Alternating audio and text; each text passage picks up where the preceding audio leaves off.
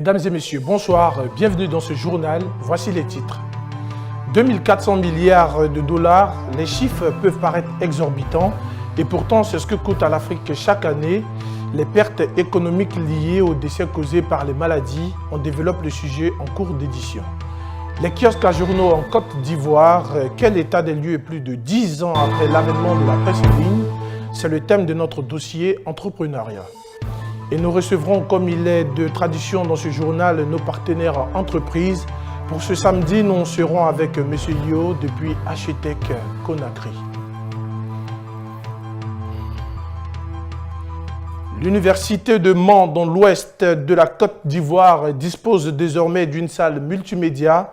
C'est un don de la Fondation MTN qui s'inscrit dans le cadre de son projet Génération numérique, grâce auquel 3 autres établissements scolaires de l'intérieur de la Côte d'Ivoire ont déjà été dotés de cette infrastructure. 51 ordinateurs et une imprimante connectée à l'Internet haut débit, c'est le nombre global des équipements fournis par l'opérateur de téléphonie mobile en présence du ministre ivoirien de l'enseignement supérieur, Mabri Touakeuse. Fin des 6e Jeux universitaires du Burkina Faso, la cérémonie de clôture s'est déroulée ce vendredi 3 mai à l'Institut des sciences du sport et du développement humain ISSDH de Ouagadougou.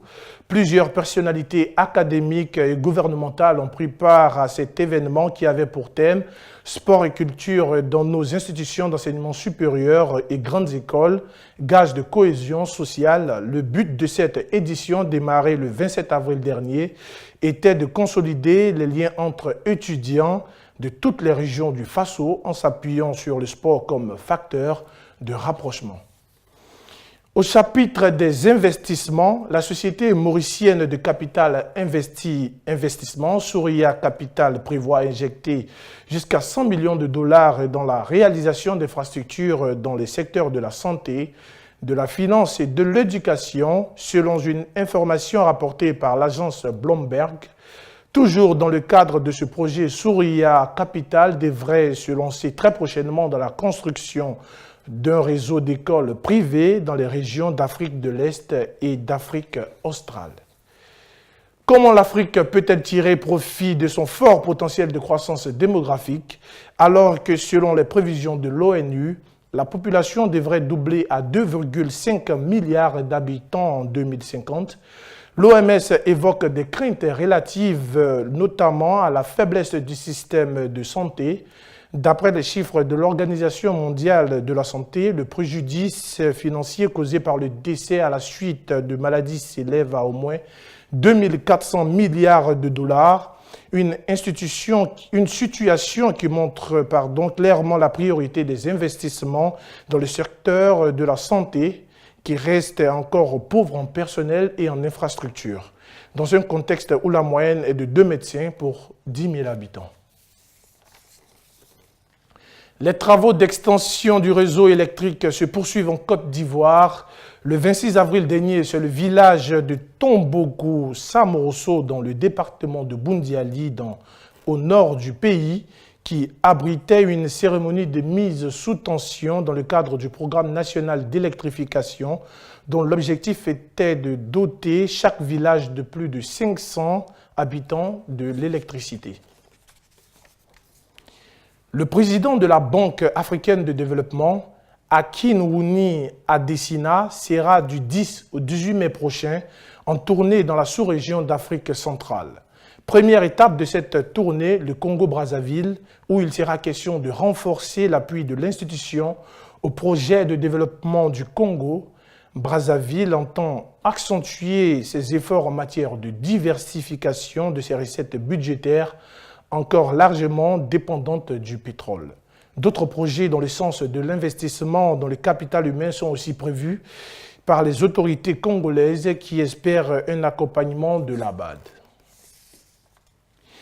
Et ces chiffres qui illustrent les performances réalisées par la première économie mondiale, selon le département américain du commerce, le PIB des USA a grimpé de 3,2% au premier trimestre de l'année 2019, et ce pour la première fois depuis 2015.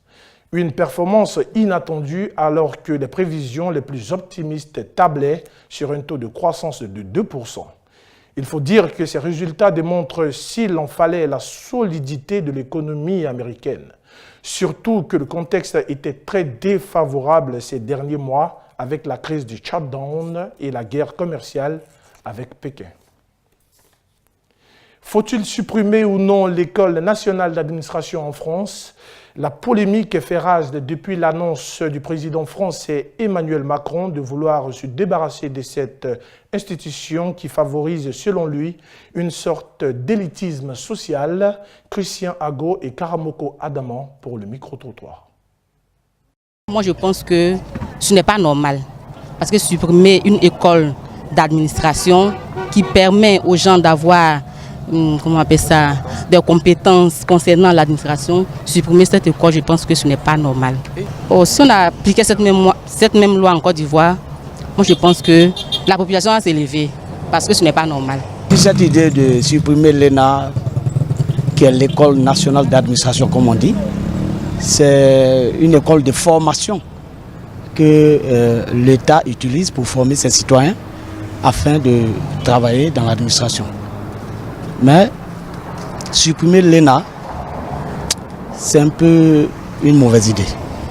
Ce n'est pas une bonne idée, parce que la formation que l'État donne à travers l'ENA est une formation beaucoup plus stricte, beaucoup plus riche que la formation qui est donnée dans le privé. On peut créer une autre institution qui peut former ceux qui n'ont pas de diplôme, les préparer à travailler dans l'administration, que de supprimer l'ENA. Franchement, je ne trouve pas que ce soit une bonne idée. Excusez-moi, mais je ne sais pas pourquoi cette idée est arrivée.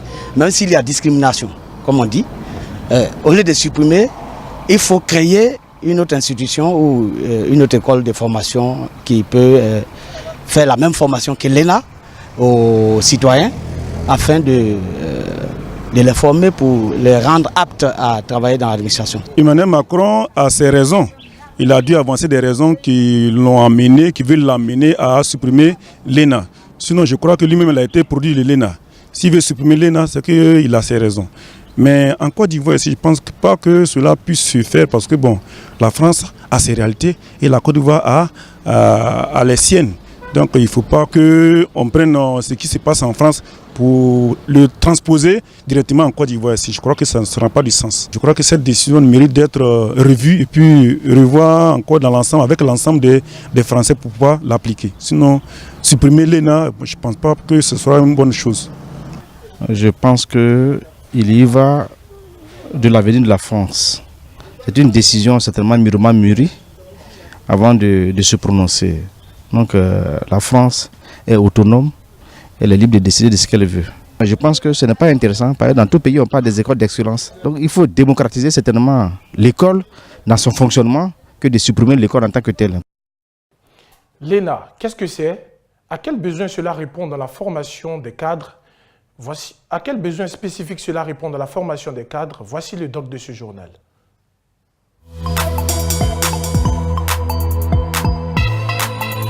L'ENA, ou École nationale d'administration, est une institution académique fondée en 1945 en France, au lendemain de la Deuxième Guerre mondiale, pour démocratiser l'accès à la haute fonction publique de l'État grâce à des concours.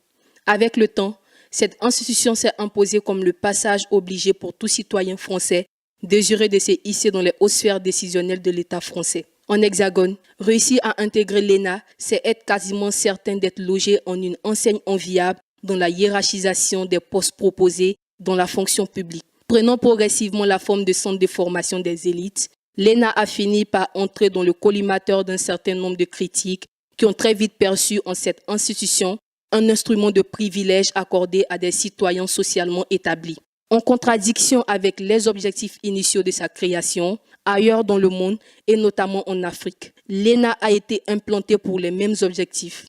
En Côte d'Ivoire, par exemple, dès 1960, les autorités désireuses de former une élite compétente mettront en place cet instrument qui, dans son évolution, attisera les convoitises les plus affirmées en raison de la sécurité sociale dont jouissent les énarques au sortir de leur formation. Si les concours sont les critères impératifs pour intégrer cet établissement élitiste, les cas de manœuvres frauduleuses pour y être admis sont constamment dénoncés. En France, la polémique sur une éventuelle suppression de cet instrument de formation a ressurgi avec l'actuel chef d'État, Emmanuel Macron, pour qui il faut rompre avec cette tendance discriminatoire pour faire place à une plus grande équité sociale dans l'occupation des hautes fonctions d'État, jusque-là essentiellement dévolues aux énarques.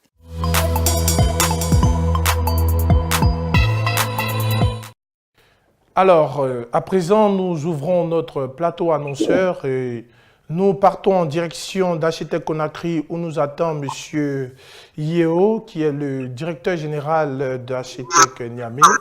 Alors, bonsoir M. Yeo.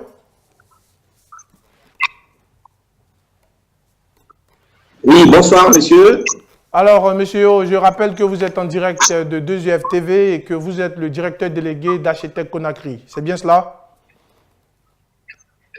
Exactement. Alors, M. Yeo, nous avons bien évidemment des questions pour vous. Oui. Et donc, la première question serait de savoir quelle est l'importance de la formation continue pour les travailleurs.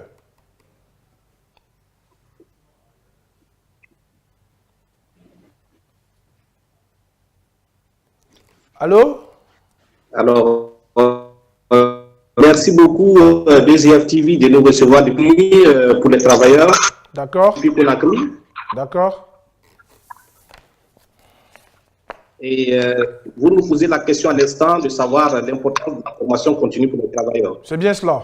Alors, je répondrai à cette question. La formation continue pour les travailleurs est une importance capitale, vu que la formation, après la formation initiale, permet d'initier nos compétences et également permet de mettre à jour nos connaissances à l'auditeur, de pouvoir bénéficier donc des propositions aux entreprises, c'est-à-dire gagner en grade au sein de son entreprise. Et cela fait partie du mouvement du capital humain que recherchent toutes les entreprises afin d'être performantes. Et donc, c'est en cela que la formation continue est très, très importante pour les travailleurs. D'accord, M. Yeo. Donc, nous allons aller vite de peur d'être pris par les aléas du direct. Donc, quelles sont les offres de Architecte Conakry en matière de formation continue en Guinée? Réponse de façon succincte. S'il vous plaît.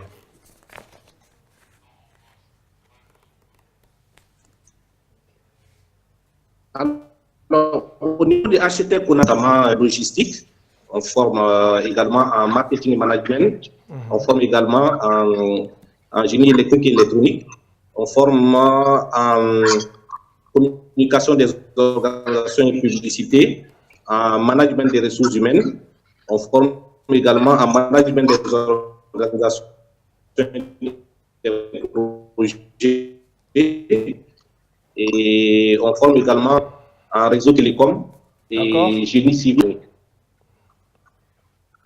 Donc, vous avez en votre sein toutes les filières relatives au département tertiaire ainsi qu'à la technologie, n'est-ce pas? Exactement, exactement. Nous avons les filières. D'accord, M. Yeo.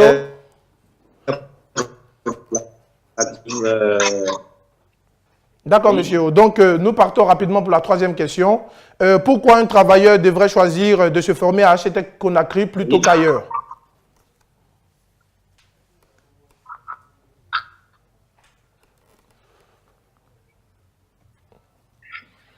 Alors, Architecte Conakry, c'est un label ici en Guinée, par autre, en essayant donc de mettre toute la rigueur qu'il faut pour une formation continue réussie au sein de notre institution.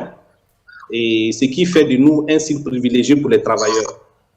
Et au-delà, ici, nous travaillons dans un cadre adéquat pour les travailleurs, c'est-à-dire le site est bien situé, sécurisé, et les formateurs sont la plupart des directeurs qui travaillent eux aussi au sein de leurs entreprises et au sein des entreprises. Et nous travaillons beaucoup avec les praticiens ce qui fait de notre site le meilleur site de la formation continue. D'accord, monsieur Yo. Et donc, où est situé HTEC Conakry? HTEC Conakry, dans la commune de Ratoma, plus précisément au quartier Lambagny, juste derrière la station Shell de Lambagny. Et nous avons des contacts, c'est-à-dire contacter au 00224 pays 626 63 44 60. D'accord. Je répète, d'accord. 00224 626 63 44 60. D'accord. Bien pris, monsieur. Et donc, nous partons pour la dernière question. Comment s'inscrire à HTEC Conakry? Alors, pour s'inscrire à HTEC Conakry, vous vous rendez sur le site que je viens d'indiquer. Et avec les documents, notamment les diplômes, la photocopie de votre présentation. D'accord. Oui. Et l'inscription se fait sur le test d'entrée. Donc, après votre succès au test d'entrée, vous envoyez les documents pour votre inscription. C'est aussi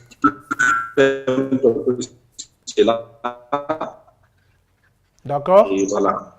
D'accord. Et donc, monsieur Yo, nous avons été très ravis d'avoir eu cet échange avec vous. Je rappelle que vous êtes le directeur délégué d'HTEC Conakry, n'est-ce pas? Oui, bien sûr, bien sûr. Et donc, comme on a eu des problèmes de connexion, je vais rappeler les contacts. Vous êtes au donc, 2 fois 0. 200. D'accord, 2 fois 0, 224. 00 626. D'accord. 63. D'accord. 44. 44 60. D'accord, monsieur. 60. D'accord, monsieur. Excellente soirée à vous. Merci beaucoup.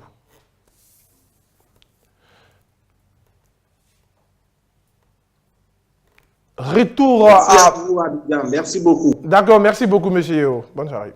Et donc, retour à Abidjan pour notre dossier entrepreneuriat. Nos reporters sont allés ce samedi vers les tenants de kiosques à journaux pour prendre le pouls de leur activité. Près de 10 ans après l'avènement de la presse en ligne, on reste avec Karamoko Adama et Christian Ago. À une certaine époque, se lancer dans la vente des journaux était perçu comme l'une des meilleures parades en termes d'entrepreneuriat. Le public se passionnait pour ces paperasses qui, en plus d'être convoitées pour leur contenu, présentaient le double avantage d'être revendus une fois l'édition quotidienne dépassée. Non seulement à des citoyens soucieux de se rattraper sur l'information, mais également à des dames vendeuses des galettes qui s'en servaient principalement pour l'emballage de leurs recettes. Elle est bien loin cette période, en effet. Depuis l'apparition de la presse en ligne, dopée par une vulgarisation des smartphones, les chiffres d'affaires des kiosques à journaux ont véritablement dépéri. Avec les nouvelles habitudes en matière de consommation de l'information observées chez le public, qui, en grande partie, préfère accéder aux sources d'information à partir des smartphones, beaucoup plus pratiques pour leur instantanéité et leur interactivité. Les journaux, maintenant, ne marchent pas comme avant, puisque avant, il n'y avait pas d'Internet, puis les journaux n'étaient pas beaucoup. Et le prix aussi était à 200 francs. C'était facile aux clients de s'acheter deux journaux dans 500 francs. Maintenant, si tu veux avoir 2 journaux, il faut avoir 1000 francs ou bien 600 francs. Donc c'est difficile. Maintenant, avec l'avènement de Internet, donc, avant que nous-mêmes on mette le journal sur le terrain déjà, les gens sont déjà informés. Ils vont faire quoi? C'est pourquoi il y a beaucoup qui sont devenus titrologues. Donc, quand il finit de prendre les titres, il s'en va sur son ordinateur. Il va sur son ordinateur et puis il s'informe très bien, puis il laisse les journaux à nos mains. Maintenant, ça ne marche pas. Par le passé, les journaux, la rentabilité était très bonne. Mais actuellement, le constat que nous faisons, c'est que c'est pas bon. C'est pas bon. Vous-même, vous pouvez le constater, les retours sont nombreux, du moins beaucoup. On a assez de retours et toutes ces choses. Donc, les journaux, en un mot, ne marchent plus comme avant. Le fait est que se procurer un journal papier à 300 francs CFA pour les prix pratiqués en Côte d'Ivoire devient plus coûteux que de souscrire à un pass Internet qui offre au même prix, qui offre des heures de navigation avec la possibilité d'avoir accès à une panoplie de sites d'information dont le contexte de diffusion permet aux citoyens de se rapprocher de la densité de l'actualité en temps et en heure. Je pense que les gens préfèrent les informations en ligne suite à leur lassitude avec les informations sur les journaux de la place, parce qu'ils savent d'avance ce que ces journaux-là vont dire. Je préfère la presse en ligne parce que c'est accessible facilement. Je suis à la maison et puis bon, facilement je peux avoir la presse, lire et puis bon voilà, et à moins de coût aussi. Cependant, certains nostalgiques développent une sorte de résilience qui permet tout de même aux médias papier d'être toujours accessibles au grand public. De toutes les façons, les Ivoiriens se passionnent encore des titres. Et cela suffit pour espérer réaliser quelques bénéfices, même si les chiffres de vente sont en chute libre, comme le témoignent eux-mêmes les professionnels du secteur. Non, on ne peut pas avoir les mêmes bénéfices. Avant, l'argent rentrait, on payait beaucoup les journaux. Donc les bénéfices de ce moment-là, c'est différent de maintenant. Maintenant, c'est les journaux qui sont beaucoup. Et puis, le rendement n'est pas ça. Nous-mêmes, actuellement, on souffre dans la vente des journaux. Moi, je suis dans un média. On gagne combien par jour? On produit 5000 exemplaires, mais on en vend combien? À peine 100. Wow. On en vend à peine 100. Mais on met 300 000 francs pour produire 5000 exemplaires, alors qu'on ne recueille même pas 50 000 francs. C'est vraiment grave. Alors, quelle est cette affaire? Quelle est cette affaire dans laquelle nous sommes et qui ne nous donne rien? Donc, s'il y a une presse qui a des beaux jours, je veux dire, c'est rien d'autre que la presse numérique.